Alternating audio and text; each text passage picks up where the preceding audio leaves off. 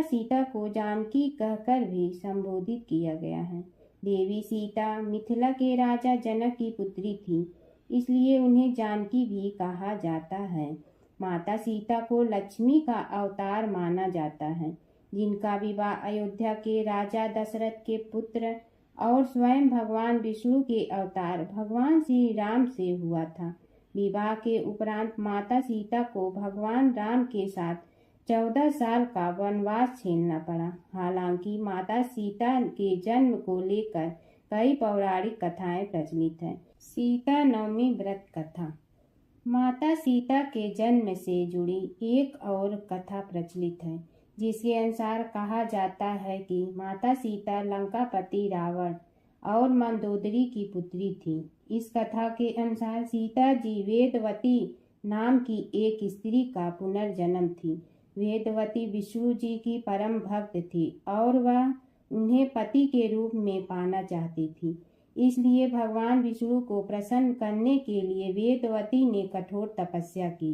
कहा जाता है कि एक दिन रावण वहां से निकल रहा था जहां वेदवती तपस्या कर रही थी, और वेदवती की सुंदरता को देखकर रावण उस पर मोहित हो गया। रावण ने वेदवती को अपने साथ चलने के लिए कहा, लेकिन वेदवती ने साथ जाने से इनकार कर दिया। वेदवती के मना करने पर रावण को क्रोध आ गया और उसने वेदवती के साथ दुर्व्यवहार करना चाहा। रावण के स्पर्श करते ही वेदवती ने खुद को भस्म कर लिया और रावण को श्राप दिया कि वह रावण की पुत्री के रूप में जन्म लेगी और उसकी मृत्यु का कारण बनेगी। कुछ समय बाद मंदोदरी ने एक कन्या को जन्म दिया, लेकिन वेदवती के श्राप से भयभीत रावण ने जन्म लेते ही उस कन्या को सागर में फेंक दिया, जिसके बाद सागर की देवी वरुणी ने उस कन्या को धरती की देवी पृथ्वी को सौंप दिया और पृथ्वी ने उस कन्या को राजा जनक और माता सुनैना को सौंप दिया। जिसके बाद राजा जनक ने सीता का पालन पोषण किया और उनका विवाह श्री राम के साथ संपन्न कराया। फिर वनवास के दौरान रावण ने सीता का अपहरण किया, जिसके कारण श्री राम ने रावण का वध किया और इस तरह से सीता रावण के वध का कारण बनी। वाल्मीकि रामायण के अनुसार एक बार मिथिला में बड़े भयंकर सूखे से राजा जनक बेहद परेशान हो गए थे। तब इस समस्या को छुटकारा पाने के लिए उन्हें एक ऋषि ने यज्ञ करने और धरती पर हल चलाने का सुझाव दिया। ऋषि के सुझाव पर राजा जनक ने यज्ञ करवाया और उसके बाद राजा जनक धरती जोतने लगे। तभी उन्हें धरती में से सोने की खूबसूरत संदूक में एक सुंदर कन्या मिली। राजा जनक की कोई संतान नहीं थी, इसलिए उस कन्या को हाथों में लेकर उन्हें पिता प्रेम की अनुभूति हुई। राजा जनक ने उस कन्या को सीता नाम दिया और उसे अपनी पुत्री के रूप में अपना लिया। सीता नवमी व्रत कथा। सीता नवमी की पौराणिक कथा के अनुसार मारवाड़ क्षेत्र में एक वेदवादी श्रेष्ठ धर्मधुरीण ब्राह्मण निवास करते थे। उनका नाम देवदत्त था। उन ब्राह्मण की बड़ी सुंदर रूपवती पत्नी थी। उसका नाम शोभना था। ब्राह्मण देवता जीविका के लिए अपने ग्राम से अन्य किसी ग्राम में भिक्षाटन के लिए गए हुए थे। इधर ब्रह्माणी कुसंगत में फंसकर व्यभिचार में प्रवृत्त हो गई।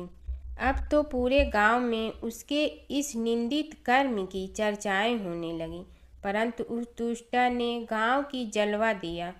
दुष्कर्मों में रत रहने वाली वह दुबुद्धि मरी तो उसका अगला जन्म चांडाल के घर में हुआ। पति का त्याग करने से वह चंडालिनी बनी। ग्राम जलाने से उसे भीषण कुष्ठ हो गया तथा व्यभिचार कर्म के कारण वह अंधी भी हो गई। अपने कर्म का फल उसे भोगना ही पड़ा। इस प्रकार वह अपने कर्म के योग से दिनों दिन दारुण दुख प्राप्त करती हुई देश देशांतर में भटकने लगी। एक बार दैव योग से वह भटकती हुई कौशलपुरी पहुंच गई। संयोगवश उस दिन वैशाख मास शुक्ल पक्ष की नवमी तिथि थी, जो समस्त पापों का नाश करने में समर्थ है। सीता जानकी नवमी के पावन उत्सव पर भूख प्यास से व्याकुल वह दुखियारी इस प्रकार प्रार्थना करने लगी, हे सज्जनों, मुझ पर कृपा कर कुछ भोजन सामग्री प्रदान करो, मैं भूख से मर रही हूँ। ऐसा कहती हुई वह स्त्री श्री कनक भवन के सामने बने 1000 पुष्प मंडित स्तंभों से गुजरती हुई उसमें प्रविष्ट हुई। उसने पुनः पुकार लगाई, भैया कोई तो मेरी मदद करो, कुछ भोजन दे दो। इतने में एक भक्त ने उसे कहा, देवी आज तो सीता नवमी है, भोजन में अन्न देने वाले को पाप लगता है, इसीलिए आज तो अन्न नहीं मिलेगा, कल पारणा करने के समय आना, ठाकुर जी का प्रसाद भर पेट मिलेगा। किंतु वह नहीं मानी। अधिक कहने पर भक्त ने उसे तुलसी एवं जल प्रदान किया। वह पापनी भूख से मर गई, किंतु इसी बहाने अनजाने में उससे सीता नवमी का व्रत पूरा हो गया। अब तो परम कृपालिनी ने उसे समस्त पापों से मुक्त कर दिया। इस व्रत के प्रभाव से वह पापनी निर्मल होकर स्वर्ग में आनंद पूर्वक अनंत वर्षों तक रही। तत्पश्चात वह कामरूप देश के महाराज जय सिंह की महारानी काम कला के नाम से विख्यात हुई। जाति अस्मरा उस महान साध्वी ने अपने राज्य में अनेक देवालय बनवाए, जिनमें जानकी रघुनाथ की प्रतिष्ठा करवाई। इस दिन जानकी स्तोत्र, रामचंद्राष्टकम, रामचरितमानस आदि का पाठ करने से मनुष्य के सभी कष्ट दूर हो जाते हैं। अतः सीता नवमी पर जो श्रद्धालु माता जानकी का पूजन अर्चन करते हैं, उन्हें सभी प्रकार के सुख सौभाग्य प्राप्त होते हैं। माता सीता की कथा। यह कहानी सीता माता कहती थी और श्री राम इसे सुना करते थे। एक दिन श्री राम भगवान को किसी काम के लिए बाहर जाना पड़ा, तो सीता माता कहने लगी कि भगवान, मेरा तो 12 वर्ष का नित्य नियम है, अब आप बाहर जाएंगे तो मैं अपनी कहानी किसे सुनाऊंगी। श्री राम ने कहा कि तुम कुएं की पाल पर जाकर बैठ जाना और वहां जो औरतें पानी भरने आएंगी उन्हें अपनी कहानी सुना देना। सीता माता कुएं की पाल पर जाकर बैठ जाती हैं। एक स्त्री आई, उसने रेशम की जड़ी की साड़ी पहन रखी थी और सोने का घड़ा ले रखा था। सीता माता उसे देख कहती हैं कि बहन, मेरा 12 वर्ष का नित्य सुन लो। पर वह स्त्री बोली कि मैं तुम्हारा नित्य सुनूंगी तो मुझे घर जाने में देरी हो जाएगी और मेरी सास मुझसे लड़ेंगी। उसने कहानी नहीं सुनी और चली गई। उसकी रेशम जड़ी की साड़ी फट गई, सोने का घड़ा मिट्टी के घड़े में बदल गया। सास ने देखा तो पूछा कि ये किसका दोष अपने सिर लेकर आ गई है। बहू ने कहा कि कुएं पर एक औरत बैठी थी, उसने कहानी सुनने के लिए कहा, लेकिन मैंने सुनी नहीं, जिसका यह फल मिला है। बहू की बात सुनकर अगले दिन वही साड़ी और घड़ा लेकर सास कुएं की पाल पर गई। सास को वहीं माता सीता बैठी मिली, तो माता सीता ने कहा कि बहन, मेरी कहानी सुन लीजिए। सास बोली कि एक बार छोड़, मैं तो 4 बार कहानी सुन लूंगी। राम आए, लक्ष्मण आए, देश के पुजारी आए, नित नेम का नेम लाए, आओ राम बैठो राम, तपी रसोई जियो राम, माखन मिश्री खाओ राम, दूध बतासा पियो राम, सूत के पलका मोठो राम, साल दुसाला पोठो राम, साल दुसाला ओढ़ो राम, जब बोलो जब राम ही राम, राम संवारे सबके काम, खाली घर भंडार भरेंगे, सबका बेड़ा पार करेंगे, श्री राम जय जय राम। सास बोली कि बहन, कहानी तो बहुत अच्छी लगी। कहानी सुनकर सास घर चली गई और उसकी साड़ी फिर से रेशम जड़ी की बन गई। मिट्टी का घड़ा फिर सोने के घड़े में बदल गया। बहू कहने लगी, सासू माँ, आपने ये सब कैसे किया। सास ने कहा कि बहू तू दोष लगा के आई थी और मैं अब दोष उतार कर आ रही हूँ। बहू ने फिर पूछा कि वह कुएं वाली स्त्री कौन है। सास बोली कि वे सीता माता थीं। वे पुराने से नया कर देती हैं, खाली घर में भंडार भर देती हैं। वह लक्ष्मी जी का वास घर में कर देती हैं। आदमी की जो भी इच्छा हो उसे पूरा कर देती हैं। बहू बोली कि ऐसी कहानी मुझे भी सुना दो। सास बोली कि ठीक है, तुम भी सुनो। और सास ने कहानी शुरू की। राम आए लक्ष्मण आए, देश के पुजारी आए, नित नेम का नेम लाए, आओ राम बैठो राम, तपी रसोई जियो राम, माखन मिश्री खाओ राम, दूध बतासा पियो राम, सूत के पलका मोठो राम, साल दुसाला पोठो राम, साल दुसाला ओढ़ो राम, जब बोलो जब राम ही राम, राम संवारे सबके काम, खाली घर भंडार भरेंगे, सबका बेड़ा पार करें, श्री राम जय जय राम। कहानी सुनकर बहू बोली कि कहानी तो बहुत अच्छी है। सास ने कहा कि ठीक है, इस कहानी को रोज कहा करेंगे।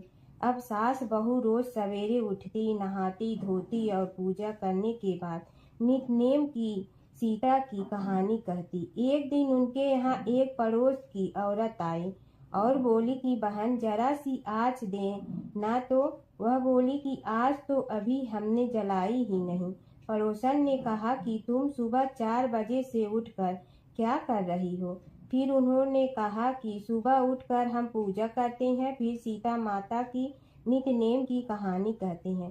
पड़ोसन ने उसकी बात सुनकर फिर कहा कि सीता माता की कहानी कहने से तुम्हें क्या मिलता है। वे बोली कि इनकी कहानी कहने से घर में भंडार भर जाते हैं, सारे काम सिद्ध होते हैं, मन की इच्छा भी पूरी हो जाती है। पड़ोसन कहती है कि बहन ऐसी कहानी तो मुझे भी सुना दो। फिर वह बोली कि ठीक है, तुम भी यह कहानी सुन लो। राम आए लक्ष्मण आए, देश के पुजारी आए, नित नेम का नेम लाए, आओ राम बैठो राम। सारी कहानी सुनने के बाद पड़ोसन कहने लगी, बहन कहानी तो मुझे बहुत अच्छी लगी। अब वह पड़ोसन भी नित नेम सीता माता की कहानी कहने लगी। कहानी कहने से सीता माता ने पड़ोसन के भी भंडार भर दिए। अब तो पूरे मोहल्ले में नित नेम की कथा चल पड़ी। हर किसी की मनोकामना पूरी होने लगी। हे सीता माता, जैसे आपने उनके भंडार भरे वैसे ही आप हमारे भी भंडार भरना, सबकी भरना, कहानी सुनने वाले के भी और कहानी कहने वाले के भी। श्री रामचंद्र कृपाल भजु मन हर भव भय दारुणम नव कंच लोचन कंज मुख कर कंज पद कंजारुण। श्री रामचंद्र कृपाल भजु मन हर भव भय दारुणम नव कंच लोचन कंज मुख कर कंज पद कंजारुणम। श्री रामचंद्र कृपाल भज मन हरण भव भय दारुण। श्री राम